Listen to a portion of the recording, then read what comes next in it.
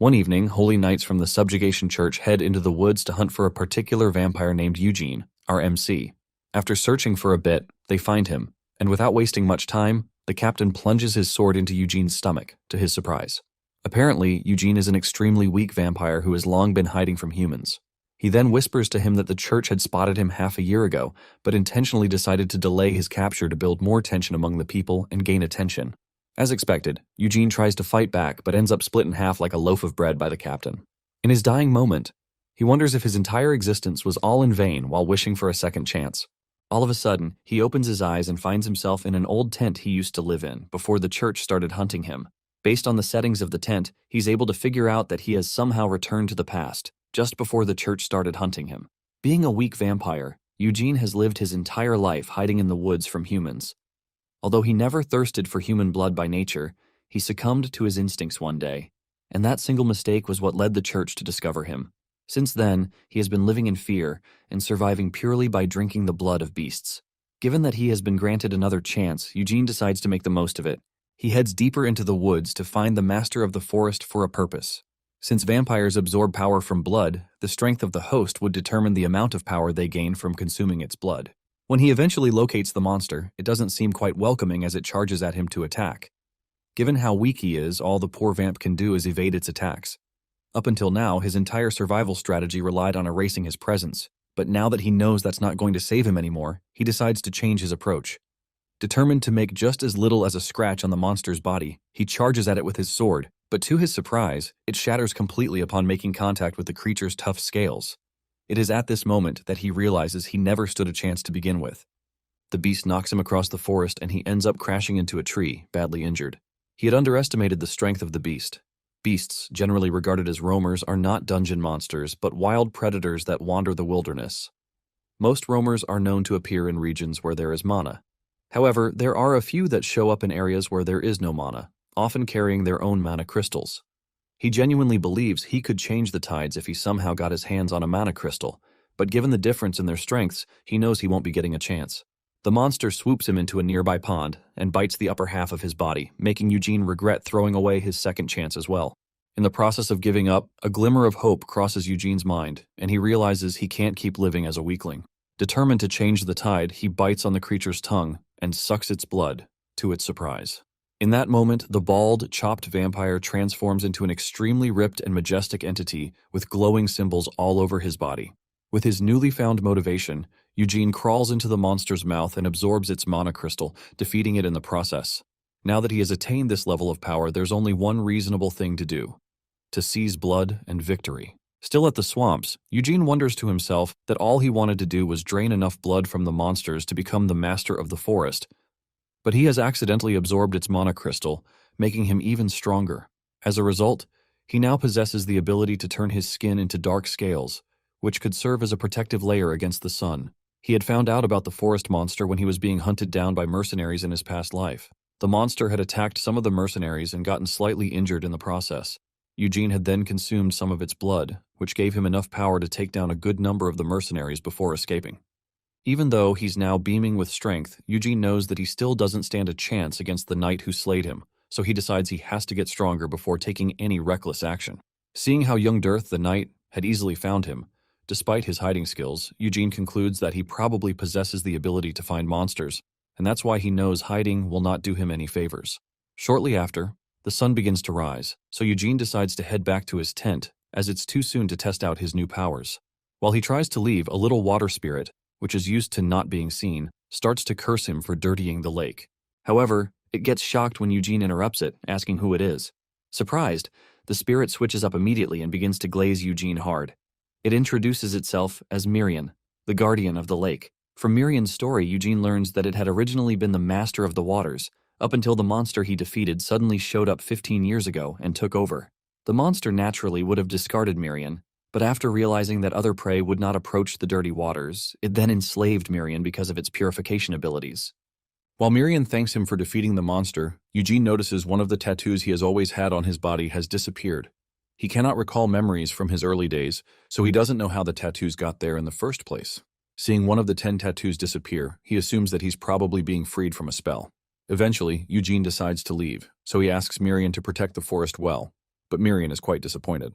Since people don't normally see it, it has been conversation deprived for a long time, and now the only person who can somehow see it wants to leave already. When it expresses its concern, Eugene tells it to focus on purifying the lake instead. Admitting that the process would take a while, Miriam tries to get him to stay by offering him some questionable purified water, but Eugene doesn't seem interested. Several days later, some villagers in a small town report to the village chief about a certain red-eyed monster, which has come back after a long time. Apparently, the red-eyed monster happens to be Eugene, and rather than posing a threat, he visits the village once every fortnight to offer them dead animals. This time around, he brought twice the number of animals he normally brings. When the village chief meets with him, Eugene reveals that he has been healed from his sickness and has come to share the good news. For the first time in the 10 years they've known each other, he unveils himself, and the villagers are shocked to see how majestic he looks. Some even wonder if he's a noble. He reveals that due to the help he has received from the village in the past, he has come to return the favor. He then tells them to call on him if they're ever in danger. When he leaves, Miriam, who was with him the whole time, asks why a vampire like him is being kind to humans, and he replies that mercenaries will soon arrive at the village and kill all the villagers. From his past life, the mercenaries had arrived to kidnap one boy, so they had decided to slay the entire village to eliminate all witnesses. He believes that if he doesn't stop that single incident, then the future where the holy knights swarm his place will come true. Miriam wonders how Eugene knows all these things, but decides to trust him since he keeps proving to be beyond the ordinary. Suddenly, they run into a group of mercenaries who mistake Eugene for a villager. Determined not to let him alert the rest of their arrival, one of the men charges at him to kill him, but Eugene beheads him easily with his bare hands. Eugene knows he has to gain the villagers' trust, but right now he has a bigger priority, testing out his new powers. Standing before the mercenary group in the woods, Eugene sees it as a good opportunity to test his strength. Seeing how Eugene had easily killed one of them with his bare hands, the mercenaries then realize that he's a vampire. Since vampires happen to have a bounty placed on them by the church, the men decide to try to capture him alive for the reward. However, when some of them charge at him for the purpose, they end up sharing the same fate as the first mercenary. Now recognizing that he's not an ordinary vampire, the mercenaries decide to kill him and take his head back with them. While some of them charge at him with their dangerous weapons, Eugene barely breaks a sweat as he kills them easily, leaving the rest of the mercenaries in despair. Night then begins to fall, and Eugene remarks that the rest of the mercenaries are definitely cooked. Later that night, Eugene leads the villagers to the mercenaries' corpses. When they ask if he was responsible, he responds that he had only stumbled upon their corpses on his way back to the village. He then shows them the dead bodies of some black wolves, which he claimed were responsible for the whole incident. He then tells them he had managed to take down some of the wolves, but a good number of them escaped. When the villagers examine the mercenaries' corpses, they find claw marks, so they conclude that the wolves were indeed responsible. Eugene tells them it'd be too risky to leave the bodies out in the open like that, so the villagers decide to bury them back in the village. Meanwhile, Miriam, who has been there the whole time, wonders why Eugene is so hell-bent on protecting his image and gaining the villagers' trust. He remarks that if they had left earlier, there wouldn't have been a need for the whole situation. He recalls that the wolves had shown up after Eugene massacred the mercenaries, so he had used the opportunity to frame them for their deaths. Miriam then concludes that for Eugene to be this careful, he probably has a serious plan. Shortly after, Eugene hands the village chief a letter which he claims to have found amidst the corpses. Checking the letter, the chief identifies the seal to be from Sir Terwin, their lord's household. When he reads it, he is shocked to learn that Felid, one of the villagers, might actually be Terwin's bastard son.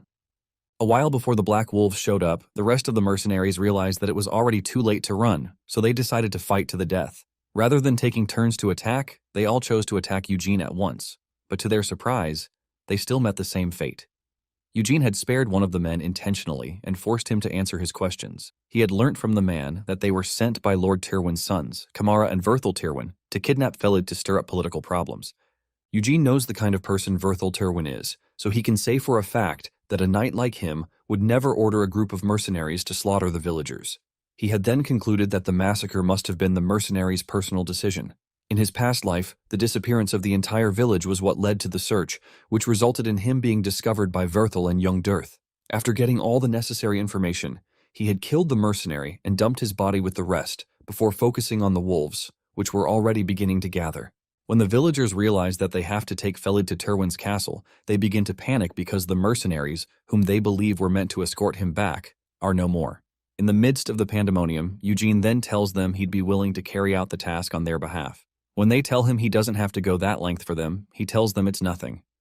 He then decides to surprise them with the biggest secret about himself. His name is Jan Eugene, and he's actually a knight. Still out in the woods, the villagers are shocked to hear that Eugene is a knight. Although Miriam is quite worried that the villagers might see through his bluff, Eugene seems a little too relaxed. Based on the reaction he got from the villagers when they found out that Felid is Lord Terwin's son, he can tell that they've not seen a noble before. They ask why he has been moving and hiding for years, wondering if it's a kind of special knight training. But Eugene simply replies that, due to various circumstances, he had to cut ties with people and start living in the forest.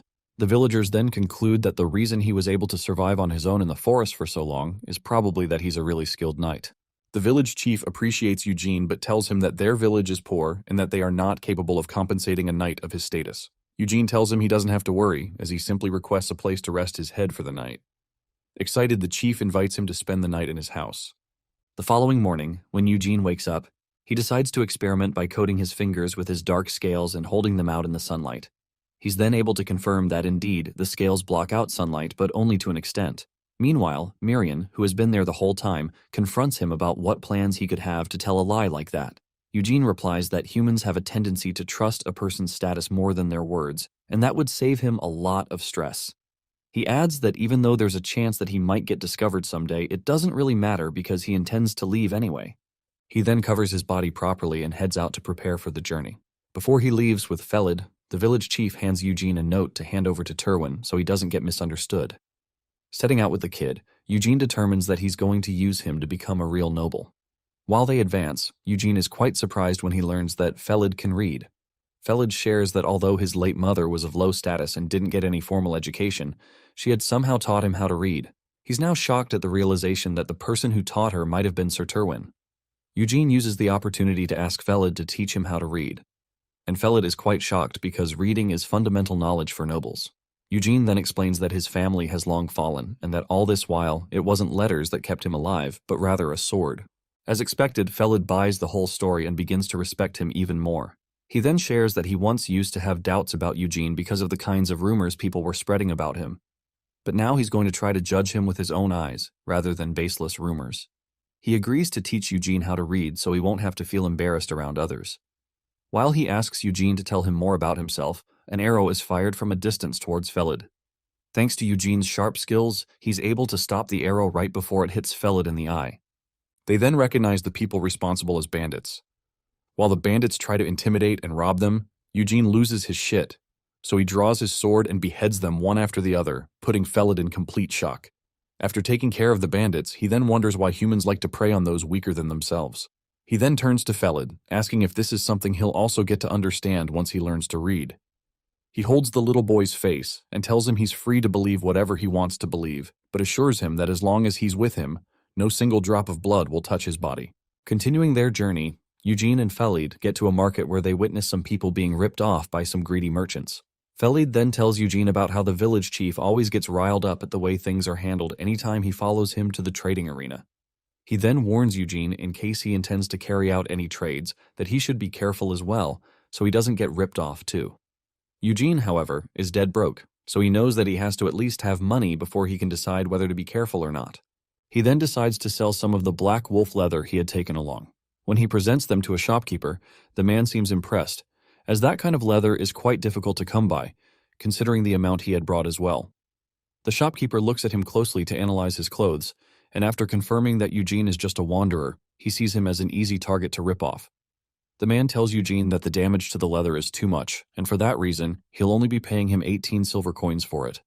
When he looks Eugene in the eyes and notices his piercing gaze, he gets chills, so he decides to increase the pay to 23 silver coins.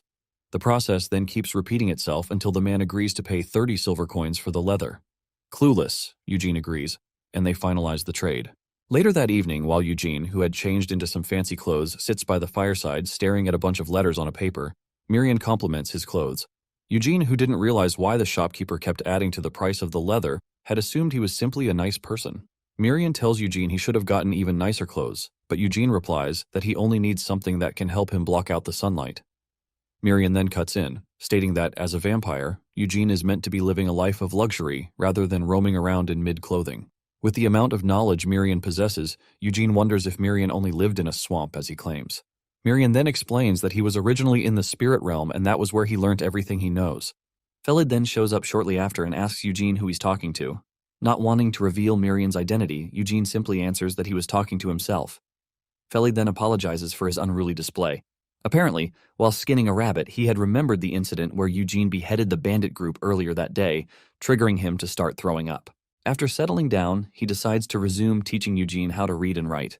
Due to his fast assimilation process, Eugene already understands some words, but the characters still seem like worms to him. He asks Felid if learning is originally meant to be this easy, and Felid replies that he just happens to be a genius. He then goes ahead to brag about how he was also a fast learner back when his mother was teaching him. Eugene points out that simply knowing how to read and write might not be enough for Felid to become a noble's child overnight, and he agrees. While Felid admits that he's not actually expecting Lord Terwin to welcome him openly, they get interrupted by some mercenaries who ask if they can camp with them. Analyzing their weapons and formation discipline, Eugene can tell that they're real mercenaries, unlike the ones he had slaughtered. When the men ask where they're headed, Eugene realizes that lying would only draw suspicions. So he tells them. Coincidentally, the mercenaries happen to be headed in the same direction. They ask for a space to camp in exchange for alcohol, water, and meat. But Eugene can't help but feel suspicious. When the captain and one other mercenary introduce themselves, Eugene tells them he's a knight, causing them to raise their eyebrows. Raybon, one of the men, believes Eugene is faking it, so he calls him out on the spot, trying to get him to admit who he really is. According to what he knows, knights are expected to own horses and fancy armor, and with the looks of things, Eugene owns neither. Besides, he points out that he has never heard of him or his family in the first place. Since Eugene had already told Felid he's a knight, he concludes that taking it back is not an option. He knows the mercenaries have simply come for a place to camp, but he makes up his mind that if they keep pressing him like this, then things are bound to get ugly. Besides, judging from their number, he's pretty confident that he can kill them all. He then slowly reaches for his sword and prepares to do the needful once more. While in the forest, Eugene glares at Raban, who accuses him of faking his knightly status. He considers the option of killing all the mercenaries, but as he reaches for his sword, Partek, the captain, grabs Raban and knocks him out with a punch. Eugene and Felid are shocked at the turn of events, but Partek apologizes to Eugene for Raban's rudeness by bowing to him and calling him sir, and this stuns his fellow mercenaries. Eugene accepts his apology and tells him to settle close to his group. While Partek gracefully accepts, Eugene notes that he has to become a real knight as soon as possible to avoid pointless suspicion. A while later, after the mercenaries make a campfire not too far away from Eugene's, Raban wakes up abruptly, and he momentarily suffers from an existential crisis while wondering where he is. Annoyed, Partek calls him an idiot and asks him how he could rush at a knight without having any sense of fear. He corrects the boy by whacking him on the head and telling him that they are alive because of him. He scolds Raban, who does not understand what's so scary about Eugene. Partek tells Raban that he shouldn't judge based on appearances only. Partek starts by telling Raban that Eugene is dressed in a lycanthrope leather worn that the price would at least cost over 10 silver coins. Upon learning the amount, Raban freaks out after learning it's at least 3 times more than his monthly pay. Partek then reveals that he saw Eugene reading earlier, so being learned makes him above an average person. Partek goes on, describing how Eugene was very close to drawing his sword earlier due to Raban's foolish remarks, and they all could have gotten killed, or better still, 2 mercenaries might have survived. Surprised, Raban asks Partek how he knows that, and Partek tells him that he noticed Eugene's right hand in his robe and his left foot drawn slightly back. Based on that stance, he knew how skillful Eugene was at being able to set the center of gravity to match his sword, so he had to quickly intervene to avoid Raban's head from flying off. Raban then yells at Partek, saying Partek could have stopped him. In disbelief, Partek realizes that Raban doesn't know how strong knights really are, so he clues him in by explaining who a knight is. A knight is someone born into an old family who wields a sword from when they are little and trains all their life, honing their skills to know how to kill professionally. They willingly enter dungeons to slay monsters and then head back to cut down humans while accumulating military achievements. They are eventually recognized by nobles and officially appointed as knights. Eugene tells him that impersonating a knight is a serious crime, but what's worse is that if Eugene is a fake, then he can't be normal because it means he's very confident in his swordsmanship. Only a very few get chosen to be a knight, so for Eugene, who looks so young to claim such a title, it's better if he's real than a fake. Worried, Raban asks Partek if Eugene is stronger than him, and Partek suspects that to be the case. He then points out that Eugene is heading for Terwin's castle, so there's a high possibility that Eugene's reason is to enroll in the dungeon exploration nearby. Sensing that their destination is the same, Partek knows he'll run into Eugene. Eugene, who has been quietly listening in on them, learns how much weight the title of a knight carries. He examines the team and notes they are proper mercenaries, so he wonders why the Tirwin family hired the people he slaughtered earlier when there were more capable people. Eugene finds it odd, but he shrugs it off and meets with Partek and Raban to suggest that they travel together since their destination is the same. Raban and Partek get blinded by how dazzling Eugene looks, and they accept the offer. The following day, they arrive at Martella, one of Tirwin's territories. As they walk through the town, Eugene notes that since his disguise still works, he can pick up some useful information before arriving at their destination. What worries him is what'll happen after getting to Tirwin. Suddenly, Mirian appears and informs him that he was able to gather information from the mercenaries about Lord Tirwin. Apparently, the old man's health is so bad that he can die at any moment. Also, there's a new dungeon which was recently discovered in the territory, which, if cleared by the family, they could make a fortune. Unfortunately, the family lacks both money and troops, so they can't open the dungeon for exploration. Mirian, who is worried about Felid, asks what will happen to him if Tirwin's lord dies because the kid will become an orphan and will be prone to assassination. But to his surprise, Eugene doesn't care. Eugene looks back at Felid and wonders if Felid was summoned because his father wants to see him before he dies. He notes that their fates are going to change from that moment. After a while, they arrive at Rose Castle, which belongs to the House of Tirwin. They see how big the place is, and Killian tells Eugene to climb up the ranks as fast as possible so he can live in such a castle. Upon arriving at the castle gate, Kamara Tirwin, the eldest son, stops them and asks for their business. Partek introduces his men to Kamara, saying they are a mercenary troop sent by the Pylon Company. Once Kamara learns that the mercenary has brought their goods, he lets them in and asks them to offload. Eugene, on the other hand, walks separately from them, so Kamara asks who he is, and Eugene introduces himself as a knight, which shocks Kamara, but before he can state his business, another voice calls out to Kamara, angry at him for doing his work.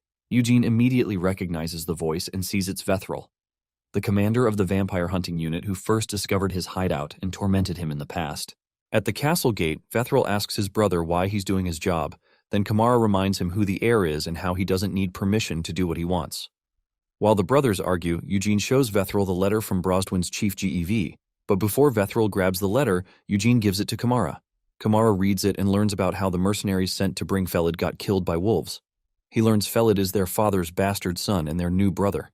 He greets Felid politely, saying their dad has been waiting for him.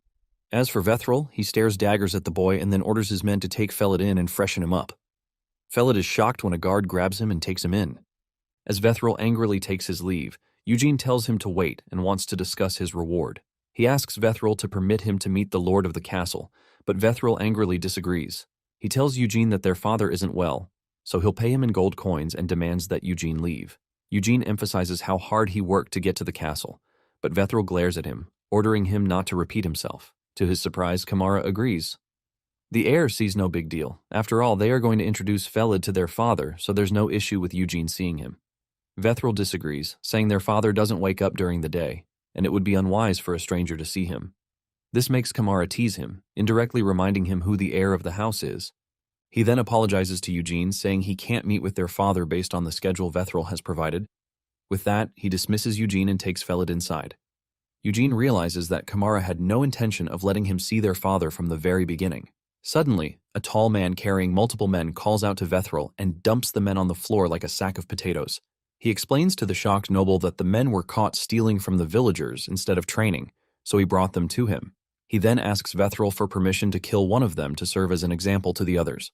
Vethril, who doesn't want Eugene to learn of his household affairs, urges the huge dude indoors to discuss their matter. Partek watches from behind and tells Eugene that the huge man is a knight with a bright future named Galfredic. Partek knows Galfredic as the knight who placed third in the Evergrow family tournament. That day, the knight swept through more than 1,000 competitors with his monstrous strength and skills. Confused, Eugene wonders what a talented knight like Galfredic is doing in Tirwin, and Partek assumes it's related to the newly discovered dungeon. Partek states that it's a great achievement for a knight to successfully open a dungeon, even though it's far from the capital, because it's very difficult to open one, and a lot of people lose their lives. Partek assumes Galfredic is planning to use the dungeon as a stepping stone to get hired by a bigger family. After hearing Partek out, Eugene confirms that Partek has done his quest, so he offers to hire him. Later that evening, Kamara watches Vethril and Galfredic punish the mercenaries who had stolen from the villagers earlier. Kamara vows to open the dungeon this time around. He notes how Vethril has been openly going after the successor position ever since their father's health declined. Kamara notes that Vethril is also trying to open the dungeon, since it must be the reason he brought Galfredic over.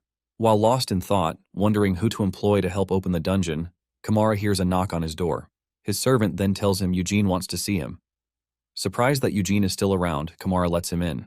As soon as Eugene walks in, Kamara tells him to have a seat and assures him that Khalid is in safe hands. He promises Eugene that their father will reward him as soon as he wakes up. Kamara then thanks Eugene for handing him the letter earlier, and Eugene tells him it's only natural since he only has business with the lord of the estate, so he was surprised when a third party intervened. Amused, Kamara asks him what he wants, believing Eugene wants to be certified by meeting the lord of the house. Eugene affirms it's one of his goals, but then raises an offer. He asks Kamara to let him join the dungeon raid. Kamara is surprised by the request and he bursts out laughing. He calls Eugene an interesting fella, and after observing Eugene's messy outfit, he remembers Eugene calling himself a knight, and from what he heard, Eugene had killed about 5 robbers in a dungeon raid. Kamara then asks him why he's participating in the raid and if it's to boost his image. Eugene crosses his legs and tells Kamara the offer won't do him any harm because he wants only 100 silver coins and half the dungeon loot, excluding the monastones. After hearing him out, Kamara says the little reward Eugene is asking for is more of a reason for him to get suspicious. Eugene then turns the tables on him by reminding Kamara that he isn't the one in a corner, but Kamara. In Kamara's office, Eugene proposes and Kamara checks him out. Based on Eugene's state of clothes, Kamara concludes that Eugene must be a wandering knight with no house backing him. Kamara knows how some knights fight for honor, so he classifies Eugene as one of them since Eugene isn't demanding much. When Eugene reminds Kamara of how backed in a corner Kamara is, the heir is shocked to know how far Eugene has read into them and how smart he is to know which card to play. He smirks as he learns that Eugene is different from most knights he knows, so he accepts Eugene's deal. While briefly staring at Kamara's hand, Eugene recalls Partek informing him about how hard mana crystals are to purify, as well as the high cost required to get them done. Partek had promised to introduce Eugene to a trading company to help him sell the mana crystal byproducts. Partek had advised Eugene to just tell Kamara that he would just be taking the byproducts, and that way, Kamara would have no choice but to accept the proposal. A while later, Vethril hears the news of his brother recruiting another knight to join in the dungeon raid, so he considers it a waste. Galfredic then mentions how dangerous dungeons are, so he tells Vethril that he is against it if the knight is some half-baked amateur. Vethril then mentions how he's also on the same page because he believes Kamara doesn't have connections to get a good knight since he doesn't get along with neighboring nobles, nor does he have a large network. Seeing that they are on the same page, Vethril asks Galfredic to tell the knight how they feel. As Galfredic wonders why Vethril is dumping the work on him, they hear footsteps, and shortly afterwards, Kamara shows up. He then introduces Eugene as his new knight who will work with the mercenaries and join the dungeon subjugation party. Surprised to see Eugene again and seeing the squad Eugene plans to lead, Vethril tells his brother that they cannot hire someone whose origins and skills are unknown. Kamara agrees he doesn't know Eugene's origins, but then he tells Vethril he can vouch for Eugene's skills. He starts by informing his surprised brother about how he heard that Eugene had used just a short sword to kill the bandit group that had been terrorizing their territory all this time.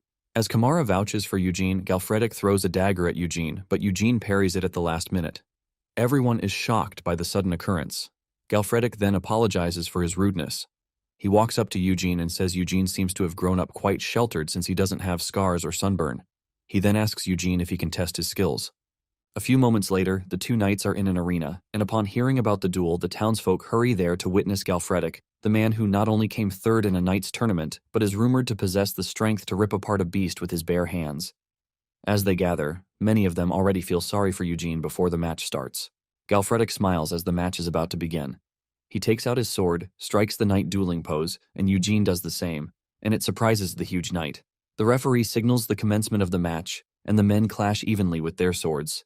Galfredic then beckons Eugene to come at him, and Eugene charges right at him. He pressures Galfredic, sending the huge knight to be on the defense, or so it seems to the average spectator.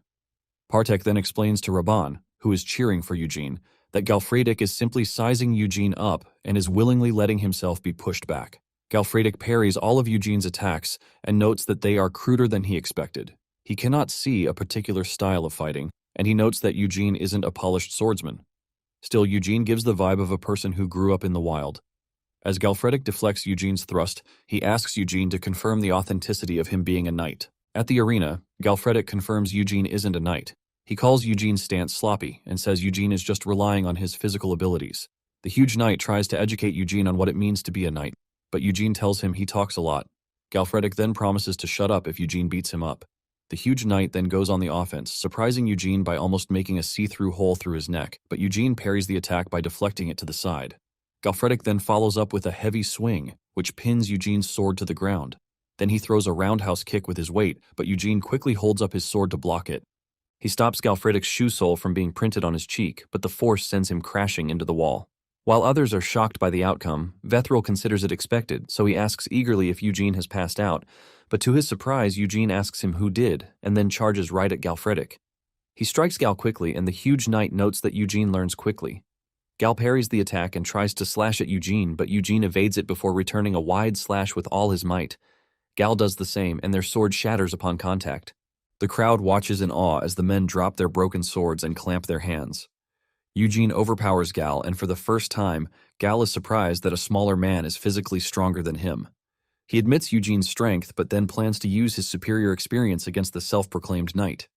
Gal pulls Eugene close to him, causing Eugene to lose his stance. The crowd is shocked to see Eugene fall to the ground, and they watch as Gal follows up with a fist to pound Eugene. To everyone's surprise, Eugene gets back on his feet and then draws Gal close to him, causing the big guy to lose his balance. He then swings his fist at the huge knight. Gal, who already realizes Eugene's learning rate, wonders where he came from. He sees the fist home in on him and admits it's his loss. Immediately, the blow connects. It sends the big guy flying through the crowd and crashing into a distant wall, causing Gal to pass out. Shocked, the referee announces Eugene's victory, and the entire crowd roars at the result, having witnessed an underdog rising to the top. Among the people celebrating, Raben praises Eugene, calling him the mercenary's great knight. Partek simply watches as the same Raban who initially didn't like Eugene gas him up. A few seconds later, Gal wakes up like a zombie and walks up to Eugene. Contrary to what everyone expects, he raises Eugene by the hand and tells everyone to give him a round of applause. The crowd erupts, chanting one name, Jan Eugene. Everybody rejoices, but Vethril is pissed at the results. Eugene notes that from that night, people's gaze changed 180 degrees. The next day, while Kamara asks Eugene if he slept last night, the maids stare at Eugene with admiration. Kamara notes that Eugene refused all the amenities he sent to him. Suddenly, Raban storms, looking for Eugene, and he bows deeply while asking Eugene if he called. Kamara sees Raban's earnest behavior and says he likes him. Galfredic also shows up out of the blue and clings to Eugene like they are best buds. Eugene tries warning him not to cling to him so much, but the brawn of a knight shows him his face and tells him he couldn't get a wink of sleep. He brags about his facial condition, and Eugene wonders if Galfredic wants to get hit some more. The huge fella then asks for Eugene's schedule to know if he's free so that they can spar. Based on Gal's reactions, Eugene learns that Gal doesn't care if Eugene was genuinely a knight or not. Later that day, they present Eugene a delicious feast, but Eugene stares at the meal coldly.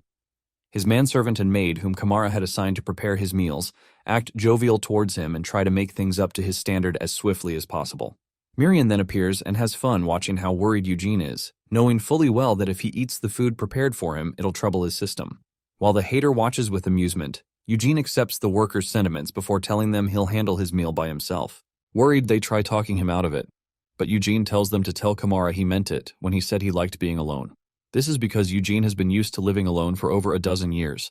Now that he's growing less suspicious, which means that more people will get cozy with him. Several days later, Eugene hasn't gotten used to people swarming around him. During that time, Gal tries to convince him once more to have another spar, but Eugene refuses. Suddenly, Felid shows up to greet Eugene while looking beat up. Everyone around is horrified at his state, and they see him ask Eugene if he's been well. That night in Vethril's chambers, Vethril punishes a mercenary by attacking him with knives for failing to get rid of Felid as he had originally planned with the fallen group. Pissed, he blames the injured mercenary because if they had done a good job, Eugene wouldn't be in their castle, and Vethril's plans wouldn't have gone off the rails. The injured man begs for forgiveness, believing the men were capable before he gave them the mission. Vethril, on the other hand, doesn't take his word for it since the report notes that the failed mercenary group died to wolves.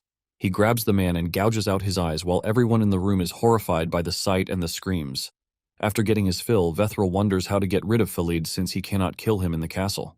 An idea suddenly popped into Vethril's mind, so he plans to execute it, believing that it'll also help him dispose of Felid nicely and clean. Later that night, Eugene speaks with Felid, and he learns that Vethril has ordered Felid to go join the dungeon subjugation.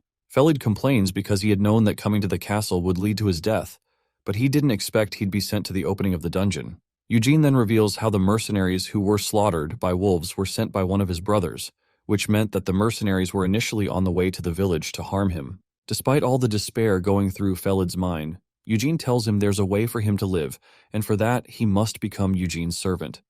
Eugene breaks it down to him, explaining that Felid has already celebrated his coming-of-age ceremony, which makes him an adult who doesn't need a guardian's consent. Eugene tells Felid that he can continue holding his breath while waiting for someone to put an end to him, or he can struggle to the very end. On the day of the dungeon opening, the mercenaries and everyone involved gather at the dungeon's entrance. There, Galfredic tells them that based on the dungeon's size, they should expect goblins and kobolds as low-rank monsters, then trolls and spiders as mid-rank. The issue is that he cannot predict the high-ranked monsters, so Gal tells them their goal is to clear paths in the dungeon till they get to mid-ranked monsters, and if at all they come across any high-ranked monster, they should retreat immediately. To start things, Gal sends scouts to scout the area for burrows near the dungeon. While at it, some men discuss how they're lucky their roles don't involve scouting. One of them plans to fake an injury after clearing low ranks. He explains how first-time dungeon raids are crazy, and he, being a rear guard, isn't good because rear guards aren't usually taken care of. He isn't ready to die off like a dog, especially since the pay isn't good. As he continues ranting, Vethril bumps into him while looking for Felid. At first, the mercenary nearly loses his life for his slip-up, but then directs Vethril to the boy chatting with Eugene. Felid, on the other hand, gives Eugene a bag filled with goodies while pleading that Eugene return safely. Upon seeing Felid, Vethril shoves the mercenary away and goes straight to meet the boy. He looks at Felid coldly while reminding him to take his position, hoping Felid hasn't forgotten. The boy senses trouble, so he instinctively hides behind Eugene, and this pisses Vethril off. Vethril then grabs Felid's arm and yells at him condescendingly, asking if he's gone deaf. He tries yanking Felid away from Eugene, but Eugene interferes by grabbing the noble's hand. He warns Vethril not to lay a finger on Felid and tells Vethril that he's spouting ridiculous words. Eugene asks Vethril if he has lost his mind because he naturally shouldn't expect a boy whose experience with a blade is as that of a kitchen knife to perform well in a dungeon raid. Vethril slaps Eugene's hand for being disrespectful, and he says he only wishes to raise Felid to be strong. Vethril then tells Eugene to know his place. He informs Eugene that Eugene has no right to yank Felid around like a puppet. To his surprise, Eugene stands his ground, and he informs Vethril that Felid became his servant last night, and everyone around them can attest to it.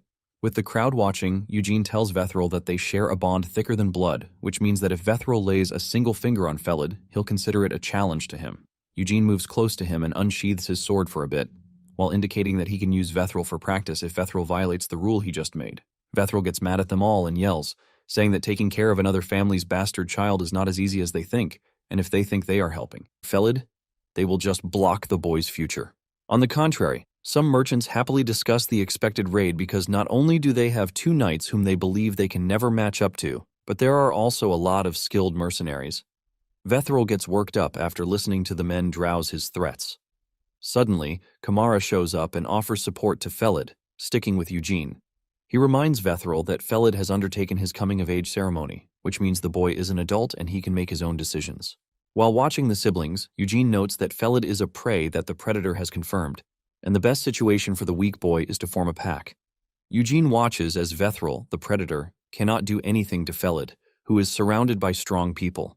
Suddenly, a scout returns from his trip and he informs them that there isn't any trace of roamers nearby, so no monster has escaped the dungeon's burrow. With that, the team proceeds with the dungeon opening. The giant dungeon doors open and the mercenaries prepare to follow the knight. Just before they enter, Galfredic turns to them and tells them their lives are in their hands. The 6 words echo in their minds as they cautiously prepare for battle. In one word, Galfredic orders them to advance, and they all follow suit. As the dungeon door closes, Kamara and Felid tell Eugene to be careful and that they'll meet in 4 days. After going several meters into the dungeon, the party is attacked by hordes of goblins. The rascals pour in nonstop and the humans grow wild, slaughtering them. While some of them do the bare minimum by trying to stay alive, some archers follow Gal's instructions to shoot down the wall-crawling goblins trying to break into their formation.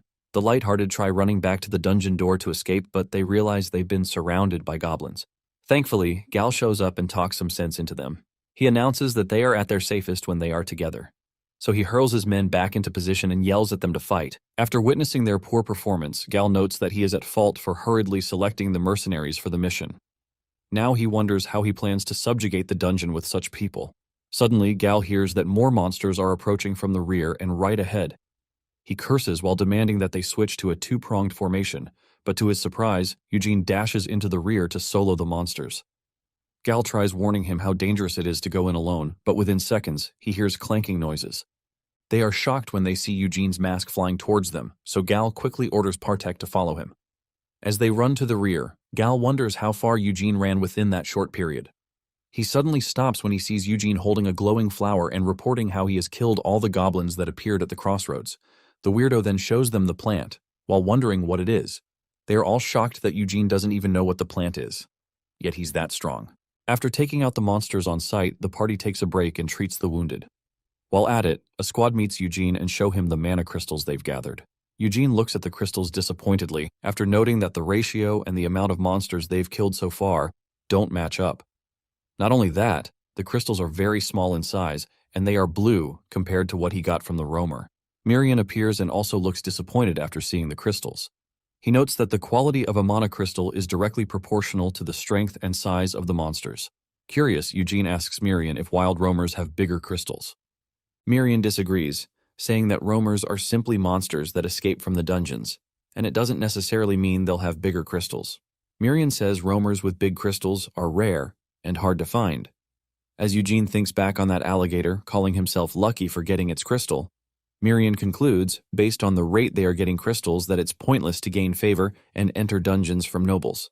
As he wonders if there are high monsters in the dungeon, a scream echoes loudly. Upon hearing it, Gal complains about not getting time to rest, and he orders his men to get back into their formation. To his surprise, they look like they'll collapse anytime soon, so Gal angrily informs them that he and Eugene will be at the front lines while they trail behind. To avoid any slackers, Gal threatens to punish anyone caught running away. Eugene is surprised that he's been positioned in the front line since it's his first time in a dungeon, but Gal explains that the mercenaries aren't being helpful, so Eugene will have to step up. Also, the monsters they are about to face aren't a walk in the park. Gal points to the silhouette, noting that the monsters there are the ones who control the goblins as foot soldiers. This means they are about to face some intermediate-level monsters. If they eventually beat the monsters, then high-ranking monsters will be waiting for them in the core of the dungeon's depths. As Eugene quietly listens, he recalls gaining his hardening ability from his battle with the wild roamer. Now he wonders what other ability he'll gain if he consumes another mana crystal. He then tells Eugene that he can hear at least 50 footsteps about 100 meters away from them, and there are heavier ones behind them. Curious, Gal hands Eugene a spear and asks him to throw it towards the monster. Eugene takes the spear and flings it with all his might. The object crashes into a troll, and everyone immediately charges to fight the incoming monsters. Eugene charges head-on, so Gal orders his men to follow and support him. The men obey as instructed, and then try telling Eugene they've come to support him, but they freeze up on seeing Eugene leap on the troll and cut its eye. Eugene cuts the fingers and stabs it in the head. On that day, the definition of knighthood was engraved in the eyes of those who witnessed Eugene in battle. The very definition that humans knew as the characteristics of a knight was flipped when they saw Eugene do battle. In Eugene's case, his style of fighting was far beyond admiration, but the style of a bloody beast. After killing a swarm of goblins, they decided to rest for a little while and aid the injured, but the mercenaries were shaken by trauma. Crema noticed that most of their combat strength had lost the ability to push on any further. However, it was not due to physical fatigue. It was mental exhaustion caused by the scene Eugene had created. Crema knew they could advance no more and decided to tell Eugene that they should withdraw as they had already achieved the target they had set. However, Eugene responded that he was not tired yet and insisted it would be a waste to turn back, since they didn't know when the next subjugation would occur. Eugene added that they were free to return first, but Crema shouted that they just had to advance together, which terrified the already exhausted mercenaries. Eugene stepped down from the corpse of the huge goblin he had just slain and ordered Crema to lead the subjugation party out of the dungeon, informing him that only he and his mercenaries would proceed. Crema realized that Eugene had noticed the mercenaries' fatigue and was choosing to be considerate. He began to think of Eugene as a warm-hearted knight who cared for soldiers weaker than himself, hidden behind a sharp exterior. Crema, having no other choice, turned around and followed Eugene, thinking that Eugene was a man who made him reconsider what a knight truly was. A moment later, Eugene and his mercenaries headed deeper into the dungeon. On the way, Robin complained about getting swept up in the situation, yet he comforted himself by thinking that Eugene was strong enough to take down a troll by himself, which meant he could handle everything. Then Robin stepped on something, and when he lifted his foot, he saw it was a small spider. However, when he looked up, he saw a swarm of them hanging from the ceiling. This cave great spiders are monsters that live in groups and melt and consume their prey with powerful acidic poison. Suddenly, the spiders jumped down and crawled toward them at top speed. Partek informed him that they should retreat because there were too many spiders. However, Eugene simply swung his sword at the spiders around them, killing them instantly, and replied that their numbers were nothing to him. Partek shouted to Raban that they were joining the fight, to which Raban responded that they were already fighting. They all start cutting the rushing spiders into pieces. Unfortunately, Raban couldn't keep up and was pinned by the spiders. One of the spiders was about to bite his head off. Fortunately, Eugene slashed it in half in time, saving him from being killed. Raban looked up and saw that all of the spiders had been killed. He praised Eugene for being incredible but suggested they should turn back. Raban then looked to his captain for backup, but Partek was completely silent, staring at the ceiling while shaking in fear. Among the roamers, even within the same species, there are different ranks. However, they rarely encounter the higher ranks, so they are not even considered when forming a subjugation party. Yet Partek saw the higher-ranked variant of the cave great spider in front of him. It was ranked Lord. Partek shouted urgently to Eugene that they should retreat, as they wouldn't be of any help against a higher-ranked spider lord. But Eugene simply called their names with seriousness, making both of them feel a strong aura from him. He ordered them to withdraw, declaring that the spider lord was his prey. Partek, sweating in fear, replied that he understood, and they both ran as the strange sensation made them lose control of their own bodies. Marion laughed as he watched the two run off, and told him that those two had instincts that had surrendered to the difference in strength between them and him. He asked Marion if the Lord was a roamer on par with the Master of the Swamp, but Marion replied no and explained that the Lord's level was even stronger than the Master of the Swamp. Yet he didn't care, because all he cared about was that the Spider Lord's monocrystal was even bigger than the Master of the Swamps.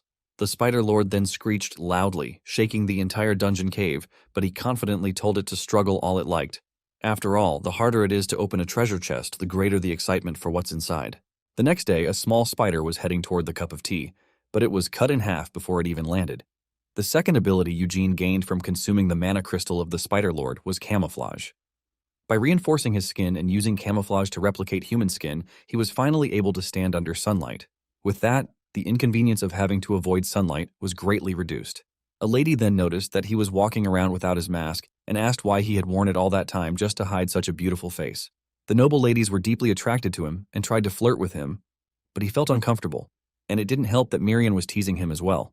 One of the ladies asked if his lineage included elven blood because he was so handsome. This surprised him, and he realized things were becoming more troublesome. Just then, Crema, who had been choking someone, overheard the comment and rushed over excitedly. Crema told him that his eyes were sharp even in pitch-black dungeons, his ears as keen as a wild dog's, his movements agile, and his strength monstrous, especially when he threw the spear. Crema added that there was no way he could be an ordinary human, making Eugene sweat nervously. But then, Crema proudly shouted that Eugene must have elf blood running through his veins. Crema then asked how he had managed to stay hidden all that time with such looks, since it was hard not to stand out in that region. Eugene concluded that Crema was oddly sharp but foolish, and he answered gracefully that he had never really tried to hide himself on purpose. The ladies, and even Crema, were stunned by his beauty. He simply gave them what they wanted and decided that if ever questioned again, he would use the excuse that there was an elf among his ancestors. What Eugene gained from consuming the monocrystal wasn't simply an ability. At the moment another mark disappeared from his body, memories he had never seen before flashed across his mind. He saw himself lying in an unknown place, a soft hand holding his, and in that unfamiliar space a bell rang while everyone stared at him. He wondered who the woman in those memories was, and if those memories were even his. But then he snapped back to reality when someone shouted his name. Raban was begging for help, and Crema reminded Raban that he had become nothing but dead weight to Eugene. Raban replied that it was because Eugene wasn't human. Any normal human would have run away. Unfortunately, Raban's answer was wrong, and Eugene watched him playfully being beaten by Crema. The only thing Eugene truly remembered was his name. But due to recent events, he had started to develop a certain hunch. It felt as though, by erasing those marks one by one, he might be able to discover more about himself, not false titles like being a knight or having elven blood, but who he truly was. Later they were all gathered in the Lord's room, and Lord Terwin informed them that he had heard of the successful dungeon opening. Crema introduced himself respectfully as the third son of Galfredic.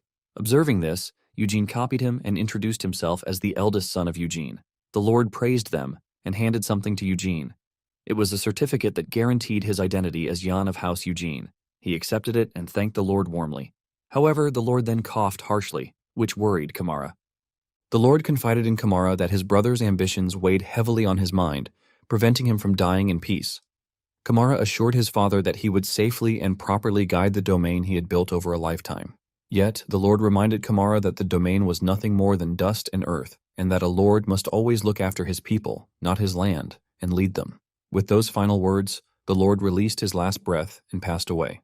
Eugene noticed that many grieved the Lord's death, but also realized that even in front of the same person's passing, not everyone shared the same sentiment. He was clearly referring to the selfish Verthal. Later, before the sun had set, Krima apologized to Kamara for leaving during the Lord's funeral, but Kamara understood that he had his own obligations. Krima then asked if Kamara was sure about staying, and he replied that he intended to enter the dungeon once more. It would be a waste to leave it after going through all the trouble to open it. Krima was disappointed by this response and mentioned that the Count of Evergrow would have liked Eugene very much. Krima then extended his hand and told him it was an honor to cross swords with a strong knight like him, though he hoped they wouldn't meet as enemies next time. Eugene hesitated at first but eventually shook his hand. After Krima left, he ordered Partek to prepare for departure. Felid overheard the order and asked Partek why they were leaving when Eugene had just said they were staying. Partek replied that knights should ride horses as a rule, so they were heading to the trading company to acquire a horse for Eugene and to sell the monster's byproducts. Felid accepted this explanation and swore to assist Eugene as his retainer. However, Eugene told Felid that he wouldn't be needing his assistance for the time being, which confused Felid. Before he could fully grasp the meaning, he found himself lifting huge boxes and working in Marin, the greatest commercial city in the kingdom of Kaler. After dropping boxes of products, the mercenaries gathered to look, and Raban proudly informed them that the goods were dungeon byproducts brought in by Eugene.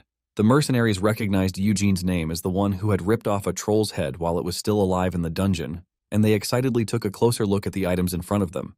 Meanwhile, behind them, Felid was working hard to gather everything, but he noticed that Eugene was taking quite some time speaking with someone. Elsewhere, Billmore of the Palin Trading Company was trying to convince Eugene that the Pride of Mare would personally take responsibility for handling his byproducts. Eugene had been half doubtful when Partek mentioned knowing a reliable trading company, but he was surprised that Partek had introduced him to such a large-scale enterprise. He realized how valuable this was for someone like him, who was ignorant of human social networks. Billmore continued trying to persuade Eugene, but suddenly someone rudely opened the door, hitting Billmore and demanding to know who Eugene was. Shocking both men, Partek whispered to Eugene that things might get awkward, which confused him. Partek explained that the man was a secretary working directly under the deputy manager of the Palin Trading Company, meaning he held more power than Billmore and had likely come to snatch the byproducts at a lower price. Partek advised Eugene to proceed very carefully if he wanted a stable trading partner, which piqued Eugene's interest. Billmore addressed the man as Grail and informed him that negotiations for an exclusive contract with Eugene were already underway. However, Grail simply ordered Billmore to step aside and not to challenge someone he couldn't possibly beat. Grail then said that there had been quite a bit of talk at the harbor about Eugene, the knight who tore off a troll's head with his bare hands in Turwin territory, and that he had brought in a mountain of dungeon byproducts. However, in truth, Grail believed these were unverified rumors, a transparent tactic by a naive newcomer to inflate the value of his goods. Grail continued, stating that the Palin Trading Company's deputy manager wanted to sign a contract with Eugene personally and suggested they leave the shabby place and follow him. Grail assumed Eugene was just a brute who only understood strength and intended to strip him of value. But suddenly, Grail felt an overwhelming pressure as Eugene stared at him. Gripped by fear, Grail quickly changed his tone and respectfully introduced himself to Eugene, explaining that it was a good opportunity. Eugene calmly asked what kind of opportunity he was referring to. Grail, now stammering, replied that it was a chance to sell the byproducts under better terms since the deputy manager would personally handle the deal.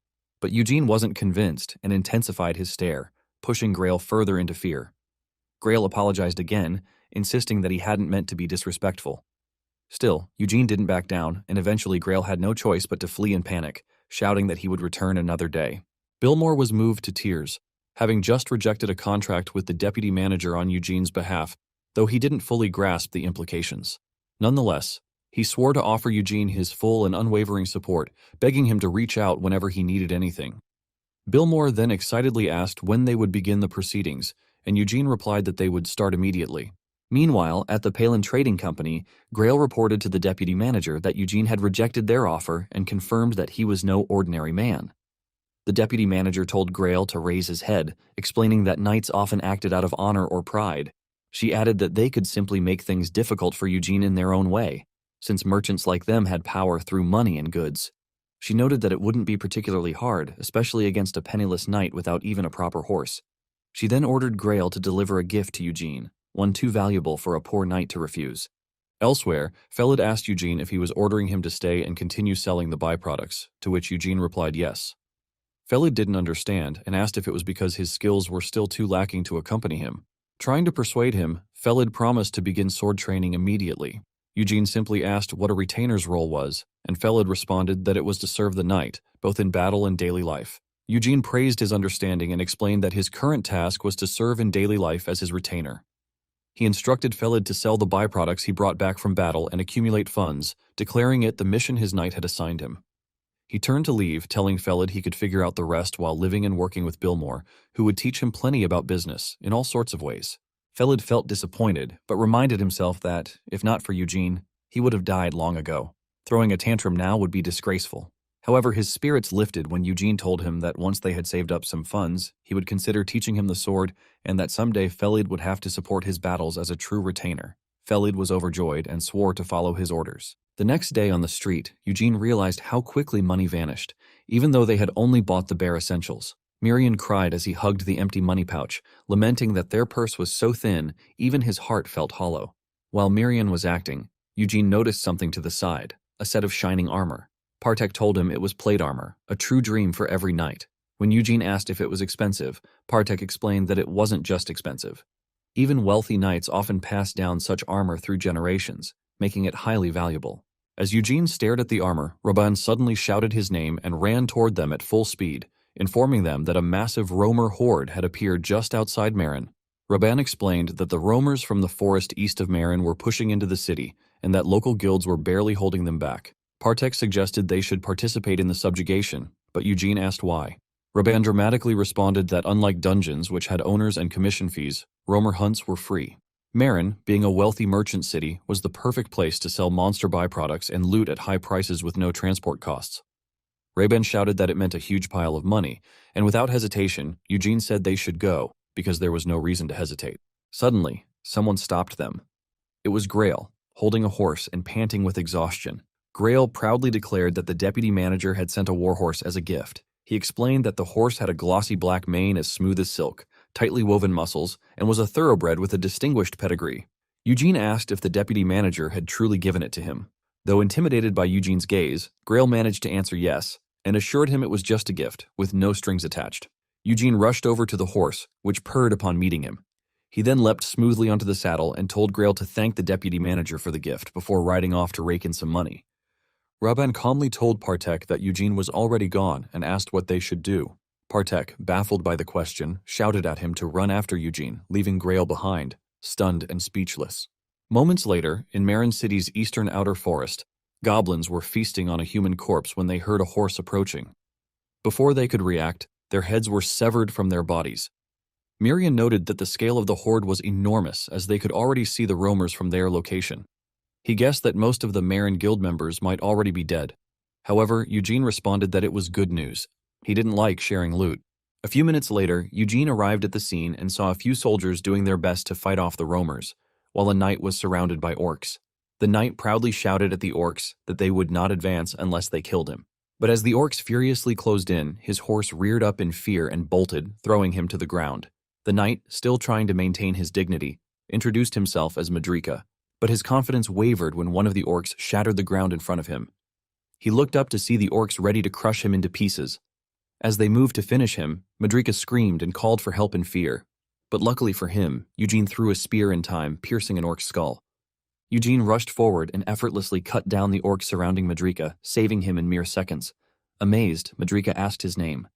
Without noticing the approaching orc, Eugene raised his sword and threw it, killing the threat instantly. Madrika was impressed once again, but Eugene asked whether his name really mattered in that moment, pointing out it would have been meaningless had Madrika died. As the roamers charged at them, Madrika quickly stood, drew his sword, and shouted that once they returned from that hell on Earth, he would ask for his name again. Later, after the successful subjugation, Madrika dramatically recounted to the citizens that hundreds of goblins had rushed the city like a swarm of ants. However, they fought until the very end, and at the peak of crisis, a knight appeared who slew the goblins without mercy, securing victory and protecting Marin City. The citizens, however, were irritated by his dramatic storytelling and simply asked who the knight was. Madrika replied that it was Jan Eugene. Upon hearing the name, the crowd's interest was immediately piqued.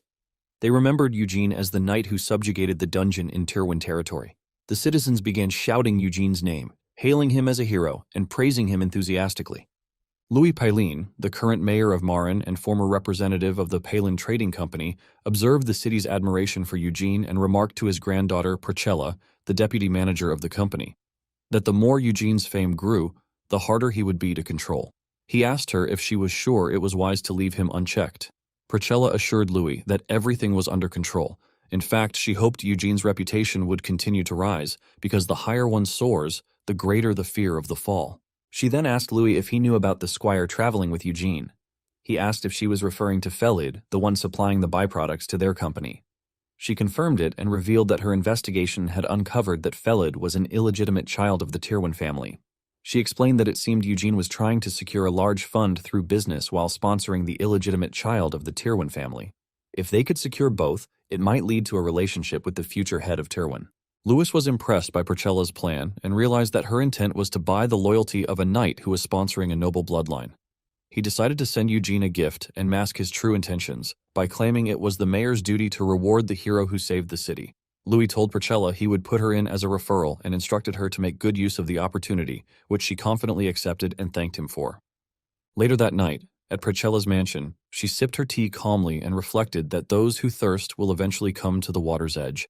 As a merchant, there was only one thing to do. She smirked, planning to dig a well before the thirst even came, waiting until Eugene drank from it restlessly and without resistance or doubt. What she didn't know was that Eugene didn't drink water, but blood. Eventually, her guest room door opened, and she welcomed her guest with a wicked smile. She called Eugene Marin's hero, hoping to flatter him, but Eugene calmly stated that he had come to express his thanks. He asked if she was the branch owner of the Palin Trading Company, to which she replied yes and offered him a seat. As she watched him, she noted that he was not only beautiful, but also terrifying, a knight capable of decapitating a troll with his bare hands. He was unlike any knight she had met before.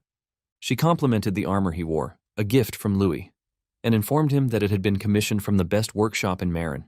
She explained that it was forged from a blend of Elsic iron and ogre bone, granting it a hardness that even a dragon's fangs would struggle to pierce. She asked him how it felt.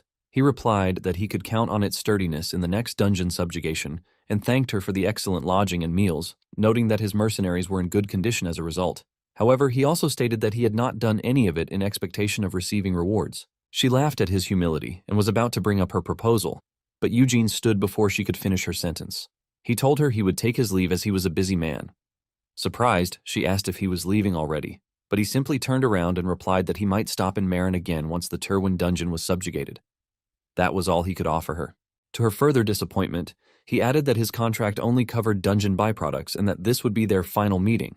He intended to focus on collecting mana crystals from now on. Shocked, she called out, stopping him in his tracks. She asked if there truly was nothing more for them to discuss, but he turned and asked what exactly she meant. She accused him of playing dumb and said there was a limit to such behavior.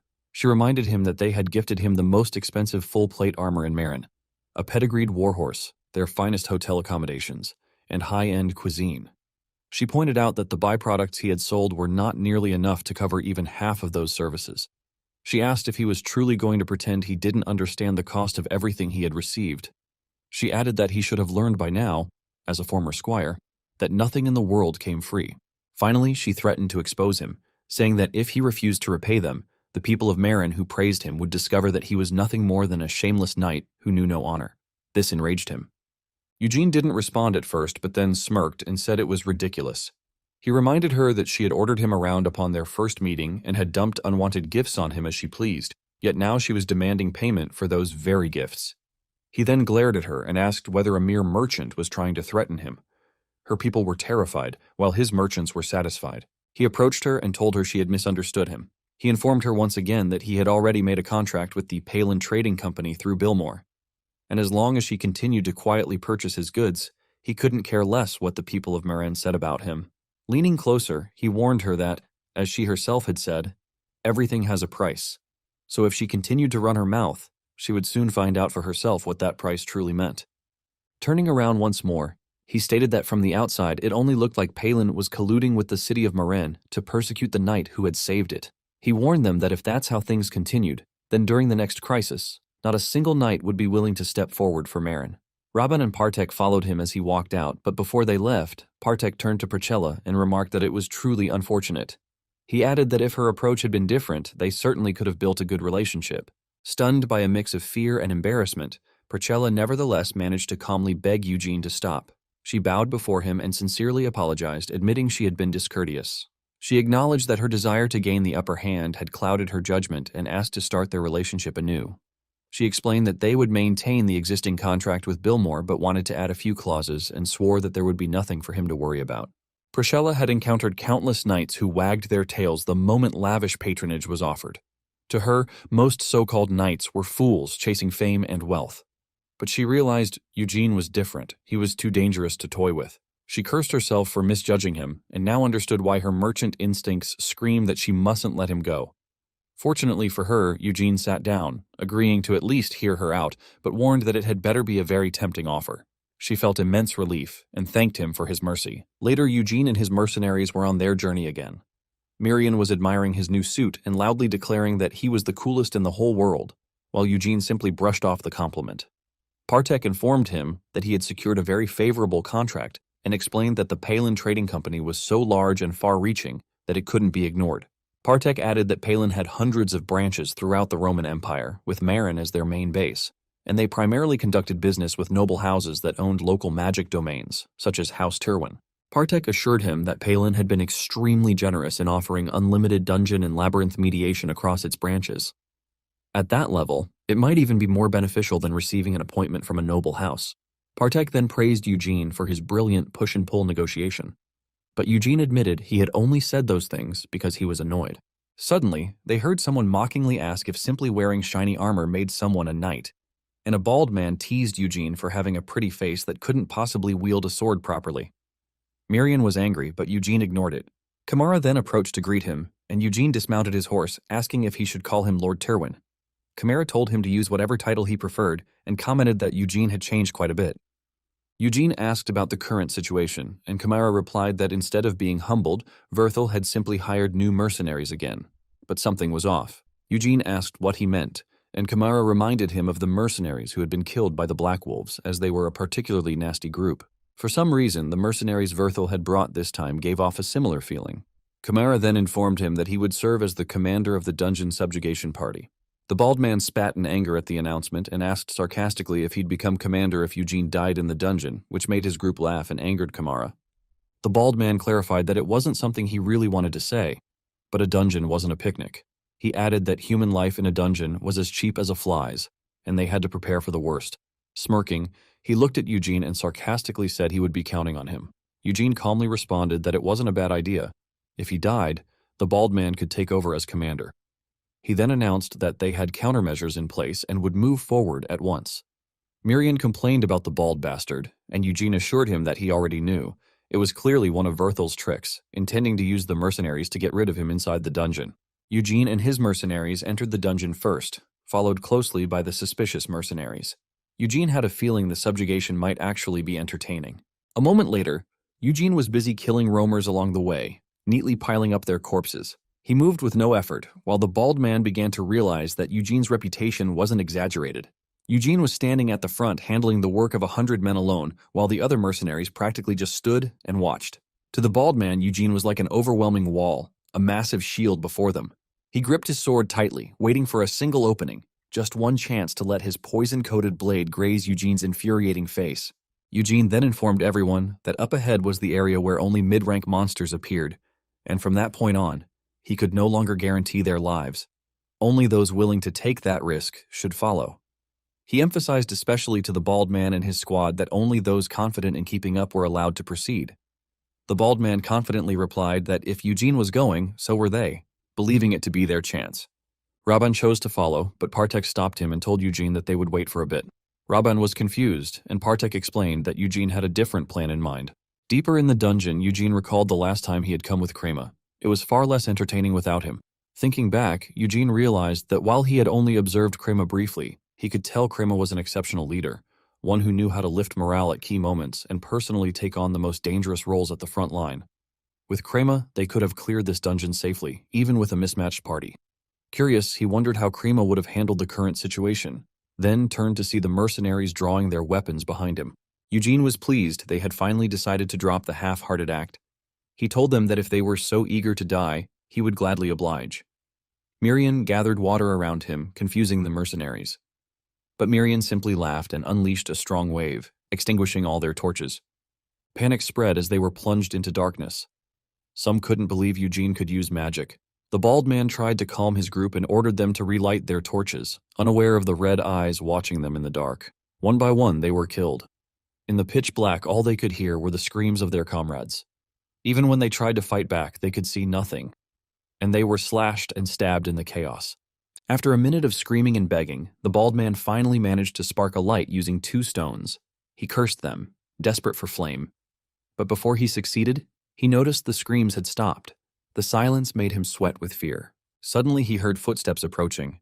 Eugene whispered, asking if he needed fire.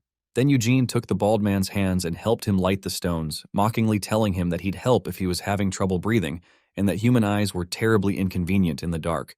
When the fire was finally lit, Eugene asked if he could see more clearly now, if he could see who was hunting and who was being hunted. The bald man saw a massive dead monster in front of him and his entire squad killed behind him. All he could do was curse hopelessly and call Eugene a damn monster. Eugene opened his mouth and bit into the bald man's neck to drain his blood. Later, after the subjugation in Tirwin Castle, Kamara rushed to meet Eugene and found him in the meeting room. Kamara, who was followed by Verthel, asked Eugene if the news was true. Verthel also asked what all the commotion was about, but Eugene simply replied that they could hear it directly from the person involved. He then threw the bald bastard in front of the brothers, and Verthel recognized him. The bald bastard admitted that he had tried to kill Eugene on Verthel Tirwin's orders. However, Verthel claimed that the bald bastard was always spouting nonsense and had finally lost his mind. Kamara furiously demanded to know how far Verthel was planning to go, but Verthel snapped back that Kamara was the one who needed to come to his senses, and asked him if he truly believed the words of someone clearly insane. Verthel then leaned closer to the bald man and ordered him to explain himself properly. However, the bald man, under Eugene's control, suddenly rushed to the window, shouting that trash like him deserved to die. He jumped out, prompting Kamara to call out in panic, but the bald man was impaled on a statue's sword below, dying instantly. Verthel proudly told Kamara that the bald man had clearly gone mad after seeing someone torn apart by a monster, and asked if it wasn't more strange to believe Eugene's ravings. But Kamara replied that what was truly strange was feeling relieved that someone had just died, infuriating Verthel even more. Verthel then shouted at Eugene, claiming he was no different, and asking if he had no pride as a knight, accusing him of slandering him with absurd paranoid delusions. Calmly, Eugene asked Verthel if he could truly claim innocence in his honor as a knight. Verthel confidently answered yes. Eugene then drew his sword and pointed it at Verthel, declaring a trial by combat and staking both his knightly honor and reputation on the truth. Verthel, enraged and seeing Eugene's proud expression, accepted the challenge without thinking. Later, in the arena of Tirwin Castle, everyone whispered about the rumors that Verthel had ordered an assassination. They were angry that he continued to cause trouble. Eugene and Verthel stood facing each other, with Kamara as the official witness. Kamara announced that since both sides' claims sharply conflicted, a duel would determine the truth, and that the truth would be granted to the victor in accordance with the righteous will of the gods. He then offered his wish that guidance be given to the winner. Verthel charged first, swinging his sword at Eugene, but Eugene blocked it easily. When Verthel attempted a second strike, Eugene deflected that one as well. Disappointed by Verthel's skill, Eugene recalled how Verthel had once chased him in a past life. And now he couldn't believe he'd been hunted for over a decade by someone so pitiful. Eugene launched a counterattack, catching Verthel off guard. Although Verthel managed to block the strike, he couldn't hold out for long. Eventually, Eugene disarmed him and pushed him to the ground. Instead of finishing him off, Eugene ordered him to pick up his sword. Verthel immediately complied. Kamara watched in silence, knowing that Verthel's swordsmanship was not poor by any means. Yet even a novice could see that Eugene was overwhelmingly stronger. Eugene then raised his sword and severed Verthel's hand. Before he could do more, Kamara shouted that it was enough. Eugene replied that the duel was not yet over and ordered Kamara to step aside. Kamara refused, explaining that he could not simply stand by and watch his brother die. Since Verthel could no longer fight, he could not prove his claim through the duel, which meant the victory went to Eugene. However, Verthel, consumed by pride, screamed that he could still fight and that he would kill Eugene himself. Kamara ordered him to stop and informed him the match was already decided. As a knight, he should accept his crimes and repent in prison. But Verthel couldn't accept it. He shoved Kamara aside and charged at Eugene, screaming that if it weren't for him, if only he had never appeared in his life, he would never have had to suffer such humiliation. Eugene raised his sword. Before Verthel realized it, he could no longer move. He saw his armor on the ground and his older brother upside down. Eugene told him that he should have taken the last chance his brother gave him. Werthel's head lay on the ground, separated from his body. Everyone was silent as Eugene quietly left the arena, leaving Kamara to mourn his foolish younger brother. The next day, in Marin City, Eugene was walking through a corridor when Mirian asked him if he didn't think it was a pity. Eugene asked what he meant. Mirian replied that the bald bastard had been the first familiar he had ever made, but Eugene used him to force a confession and then discarded him without hesitation. Eugene replied that it wasn't a pity because the bald man had such a weak mind that he couldn't even handle becoming a familiar. Had he left him that way, it would have been obvious to others that he had become a vampire. He then asked Mirian if he truly thought he would let someone live after they had bared their fangs at him. Mirian remarked that he was truly heartless and reminded him that a vampire should command countless slaves, since slaves were a symbol of power. But Eugene said he didn't need them. As he reached for the doorknob of the room, he thought to himself that turning weaklings into familiars would only bring trouble, as cleaning up after them was more of a burden than they were worth. As he opened the door, he heard someone mention Krima's name. Billmore was reporting to Priscilla, saying that there had been chaos and it had already been 2 weeks since Krima entered the labyrinth. Both were surprised when they sensed Eugene's presence. Billmore rushed to welcome him back, but Eugene brushed past him and directly asked Priscilla what had happened to Krima, startling her. Minutes later, Eugene was riding his horse at full speed, recalling what Priscilla had told him, that 2 weeks ago, Krima had taken part in a labyrinth subjugation in Count Evergro's domain and had gone missing alone inside the labyrinth. She added that they had thoroughly searched the entire mid-rank monster area but found no trace of his personal belongings. Krima had failed to return from the high-rank monster zone. Hearing this, Eugene rushed toward Count Evergro's territory to save his friend. Days later, he arrived at Count Evergro's mansion where the Lord welcomed him warmly. The Lord told him that he had heard much about him and remarked that Eugene was far younger and more handsome than the rumors suggested. Eugene respectfully bowed and thanked the Lord for the warm reception. The eldest son of House Evergrow, Jevin Evergrow, stated that the situation was urgent and suggested they continue the discussion inside his office. Once seated, Jevin explained that Krima had let his ambitions get the better of him. They had planned to grant Krima an appointment if he succeeded in the raid, but they didn't expect him to enter the upper levels of the labyrinth on his own initiative. Eugene asked if Jevin was saying Krima had acted independently, to which Jevin replied yes and explained that the upper levels Krima had entered were an area House Evergrow had been unable to touch for over 100 years, as it was where the so-called Master of the Labyrinth resided. Eugene asked what the Master of the Labyrinth was, and Lugates, a knight of House Evergrow, replied that it was a being who ruled over the entire labyrinth. Smirking, Lugates added that Krima had been blinded by the lure of achievements, pressed forward too recklessly, and ended up causing trouble for many. Jevin introduced Lugates as the one who had led the subjugation party alongside Krima during the incident. Lugates greeted Eugene sarcastically and mentioned that they shared an amusing fact. He was the Evergrow tournament champion, meaning he had once defeated Krima in the tournament. Eugene asked whether that detail was truly important in the current situation. Jevin said that Krima was too valuable a talent for them to lose and sincerely apologized for the current circumstances, noting that from what he had heard, Eugene and Krima shared a deep friendship.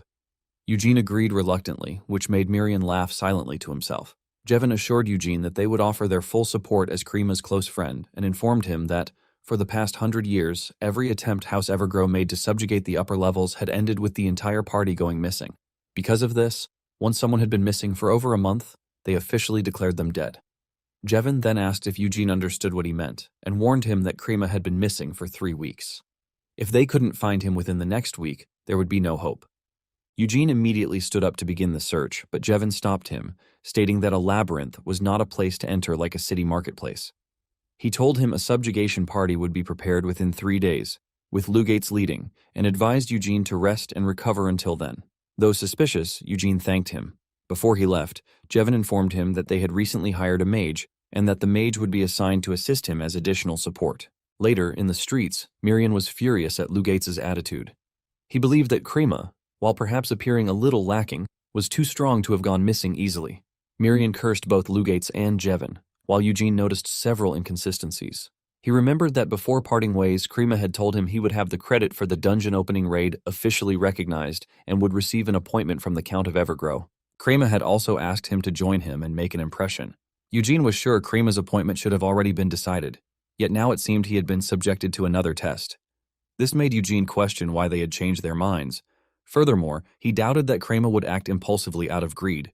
If Krima had really entered the labyrinth, Eugene was certain he would have assembled a competent team and proceeded with caution. Suddenly he heard shouting and people rushing. Someone was screaming that the Messiah would come. An old man on a stage, standing before a strange eye symbol, announced that on the day a red shadow was cast over the moon, the goddess of victory would grow wrathful and descend to wipe out the land. Despite the chaos, the people pushed forward to listen. The old man declared that the calamity had already begun, and that repeated tremors near the labyrinth had caused wild beasts in the nearby mountains to die en masse. He added that a highly skilled knight had recently disappeared in the labyrinth, prompting Miriam to realize the man was referring to Krima. The old man instructed the crowd to sprinkle fresh calf blood at the labyrinth gate and to offer the remaining meat in a ritual feast, claiming that if they did so, the Messiah would descend to save the land steeped in crimson. The townspeople panicked at the prophecy. Miriam commented that the entire atmosphere was not that of a normal town. A child handed Eugene a flyer, shouting that God was enraged, but it wasn't too late to believe. Eugene read the flyer, which described the deaths of wild beasts near the labyrinth due to earthquakes. He wondered if part of the labyrinth had collapsed and decided that 3 days was too long to wait. He told Miriam they would scout ahead on their own to look for Krima, much to Miriam's delight. Unbeknownst to them, a girl nearby was eavesdropping. As they passed, the woman whispered that she was surprised to see a vampire walking around. Caught off guard, Eugene immediately turned and dragged her into an alley. He pinned her against a wall and demanded her identity, asking how she had recognized him so quickly. He warned her that if she didn't answer, he would crush her neck. She pleaded for him to let go so she could speak, but he refused. Finally, she revealed that she was a blood shadow. Miriam found the term familiar, then suddenly remembered what it was. He rushed to stop Eugene from killing her and informed him that she was a mage from the Blood Shadow School, a school that had served vampires for generations. Even so, Eugene didn't let go until it was too late and she lost consciousness. A moment later, the mage awoke and angrily asked why he had attacked her without a word. She shouted that he should at least release someone's neck before expecting them to answer. Eugene apologized, but Miriam scolded her for speaking with a villain's tone in the first place. After clearing her throat, she formally introduced herself as Sirinoar Romari of the Blood Shadow School, retainers to vampires. She explained that due to their school's affinity, they could instantly sense a vampire's presence. She also revealed that Jevin had asked her to find Eugene, and that she had heard he and Krima shared a deep friendship, causing Eugene to swear that he'd sew Krima's mouth shut when he found him. She then revealed that she had also been part of the subjugation party during Krima's disappearance, which surprised him. When asked for details, she explained that at the time she had needed a monster byproduct, so she had personally applied for the labyrinth subjugation announced by Count Evergrow. The Evergrow labyrinth was notorious for its difficulty, but since it had been discovered 100 years ago, all areas except the upper levels had been fully cleared. The group had moved forward with relative ease. While advancing deep inside, a sudden and tremendous roar shook the entire labyrinth, and the ground beneath her feet collapsed. Just as she was about to fall, someone grabbed her. Krima, who had been guarding the rear, saved her, falling into the depths in her place. Thanks to him, she survived and regained her senses. However, everyone else believed the earthquake had occurred because Krima had opened the door to the upper levels. She told Eugene that she had survived thanks to Krima, and that she felt obligated to tell the truth, hence why she had come to find him. She added that she never imagined he would be a vampire. Eugene, as he suspected, realized Jevin's story didn't match. He wondered if Jevin had lied to him directly or if someone else had twisted the facts. Sirinoar then revealed something else. When she looked down into the depths where Krima had fallen, she saw an enormous eye drawn on the ground. Eugene asked for confirmation, and she confidently affirmed it.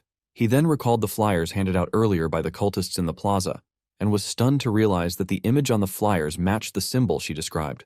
Meanwhile, in the underground depths of the labyrinth, cultists were in the midst of worship. Their leader stood before them and ordered everyone to welcome him with all their hearts, the one who would lead them to salvation, for he would soon awaken. 3 days later, Eugene stood in front of the labyrinth alongside his mercenaries, while Lugates stood with his soldiers. Lugates asked if he was excited at the thought of seeing his close friend again, and remarked that he hoped there would be no need to carry out a corpse. Eugene replied that Krima was not the type to die so easily, which surprised Lugates, before causing him to burst into laughter. Eugene glared at Lugates. He had wanted to enter the labyrinth days ago, but he was certain that Krima's disappearance wasn't an accident. That was why he chose to observe Lugates' movements closely. He believed that if Krima had survived for 3 weeks, another 3 days wouldn't be the end of him. Suddenly, several figures in robes approached and introduced themselves as Templars from a monastery under House Evergrow. They greeted Eugene and excitedly expressed how moved they were by his willingness to risk himself for his friend. They offered to fight alongside him in the name of God, which surprised Eugene even more, and made Miriam laugh, since the man had just offered divine aid to a vampire. Lugatz noted that Templars normally only followed divine orders, and that it was rare for them to take interest in a knight.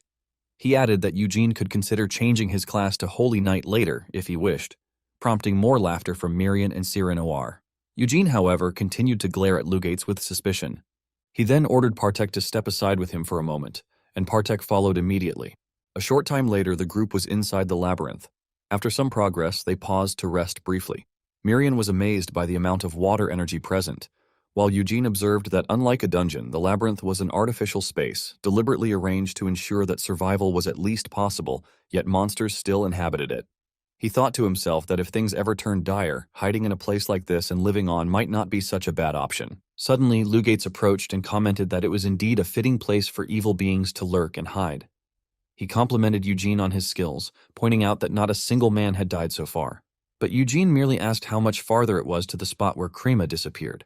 Lugatz told him not to be so impatient and sarcastically asked if he truly trusted Crema, before warning that the one Eugene should trust most was him, as House Evergrow had already fully grasped the labyrinth's traps.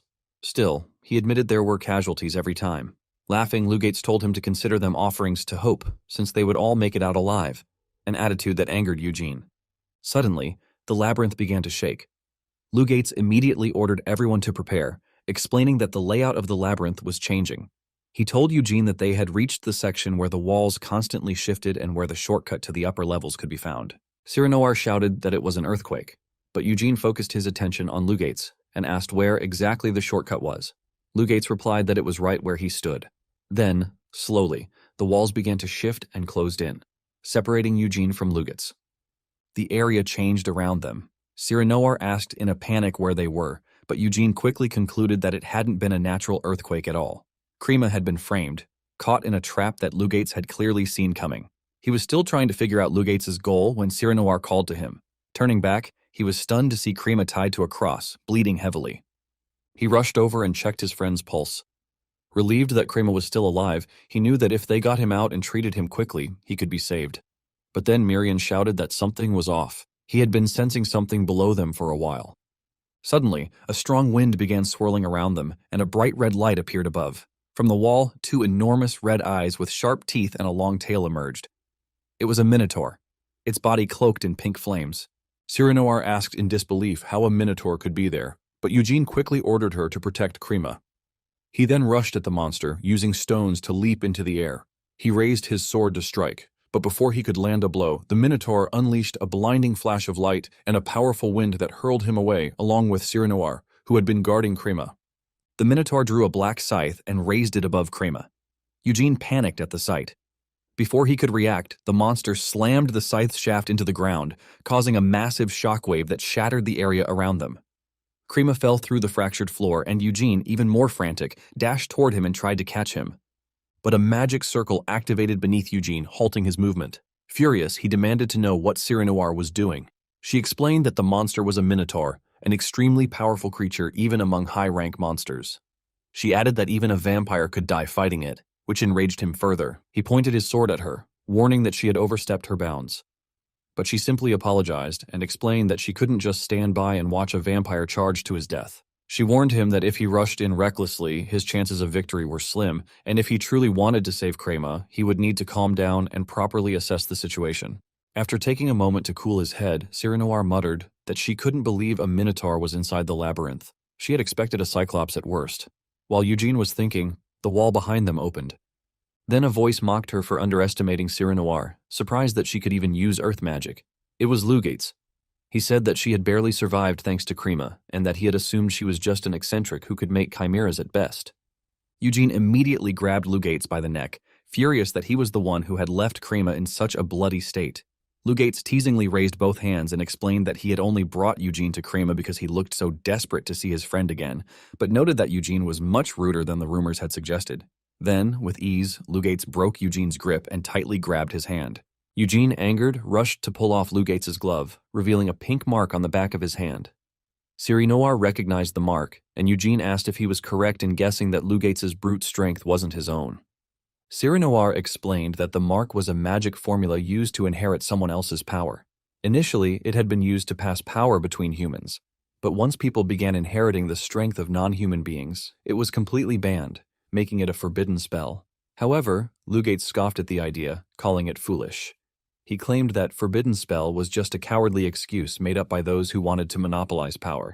Then the robed men surrounding them spread out as Lugates declared that they were the chosen ones. When despair descended upon the world, they would be the ones selected by God to survive. Eugene calmly responded that he understood now. Lugates had defeated Krima using borrowed strength, then had the audacity to boast as if it were his own. At that moment, Eugene released his true power, swearing furiously to make Lugates understand exactly where he stood. He dashed toward him, and when Lugates blocked, the resulting wave of power was so strong that Cyranoir wondered aloud if an ordinary vampire could truly release such energy. Lugates elbowed Eugene away and realized that Eugene had been hiding his strength too. Lugates then drove his hand into Eugene's stomach, saying he had no intention of holding back. Suddenly the ground collapsed beneath Eugene and Cyranoir. As they fell, Lugates called out that every trap in the labyrinth had already been figured out, and that Eugene should fall nicely to his death. Eugene shouted for Cyranoir, who quickly created a magic circle to catch them. Eugene immediately used the circle as a foothold and leapt forward. Just before the wall above closed, he threw his sword toward Lugates. Half of the blade managed to pierce through, slicing Lugates slightly on the face. Lugates was stunned. He had heard Eugene was strong, but what he had just seen far exceeded his expectations. He knew that if he had faced Eugene head-on, victory wouldn't have been guaranteed. At that moment, he was relieved that his decision to use Krema as bait instead of killing him outright had been the right one. He was satisfied that the final sacrifice would soon be offered. Cyranoir did her best to create more magic circles to reduce the impact of their fall. Although she couldn't fully form another, she managed to slow her descent slightly, still hitting the ground harder than expected. Eugene, on the other hand, landed on his feet. Before she could even stand up, she saw Eugene rushing off and called after him, asking where he was going. He ignored her and disappeared from sight. Left with no choice, she pulled herself up and hurried to follow, complaining to herself. But she froze in place when she saw Eugene holding Krima in his arms. Eugene asked her if she could save him. She admitted that healing magic wasn't her specialty, but Eugene pressed again, saying that wasn't an answer. Resigned, she shut up and decided to do her best to heal Krima. Miriam then told Eugene that there was no exit in that place. Eugene asked if there were any walls they could tunnel through, but Miriam replied that there were none. The place seemed to be the farthest end of the labyrinth, a sealed boss room. Miriam added that he had meant to mention it earlier. There was so much water energy in the air that he had thought he could do something, but even as a water spirit, he couldn't control it, especially not the strange pool of blood that felt out of place. Eugene looked around and noticed a swarm of eyes embedded in the walls. He asked Miriam why he couldn't control the water, and Miriam replied that he could only control the blood of the dead, which meant the owner of that blood was still alive. Suddenly, the blood beside them erupted. Slowly, a monster emerged from the pool, the same minotaur from before. Cyranoir, who had been tending to Krima, panicked. Eugene ordered Miriam to find them a way out, and Miriam agreed. Eugene then drew his half-shattered sword and faced the massive minotaur. But he was worried. Krima still couldn't move. He reminded himself that he had to prevent the minotaur from moving freely. He charged at the creature. In response, it released a swarm of blades and launched them at once. Eugene managed to dodge everyone, sliding behind the minotaur and swinging his sword at its legs, but the blade did nothing. It shattered instantly. The minotaur opened its mouth and began spitting flames. Eugene narrowly avoided them, but while he was dodging, it threw more blades from behind. He sensed them just in time, ducked low, and leapt into the air to avoid being struck. He landed on nearby pillars, realizing that an ordinary sword wouldn't do. Eugene then drew blood from his own body, wrapped it around his shattered blade, and reforged it into a scythe. Throwing off his silver cape, he leapt toward the minotaur and slashed its back with his new weapon. Though the strike landed, it was shallow. Before he could follow up, the minotaur grabbed him and hurled him forward, sending him crashing through a pillar and slamming hard into a wall. Cyranoir, witnessing everything, called out to Krima, pleading for him to wake up. His friend was in danger. Fortunately, Eugene stirred, groaning as he came to. He realized Cyranoir had been right. High-rank monsters were on an entirely different level. As the Minotaur released a powerful gust of wind and summoned another wave of blades, Eugene cursed under his breath. The blades rushed toward him, and with no strength left, he was struck multiple times. Cyranoir called out in fear, but Eugene couldn't respond. He had no energy to fight back. The sensation of powerlessness crept in again, one he had become endlessly familiar with for over a decade. He thought he would be used to it by now. And yet, somehow, being powerless still hurt just as much. One of the blades pierced his stomach. As he lay bleeding, he looked toward Krima, just as Krima's eyes suddenly opened, shocked to see Eugene dying before him.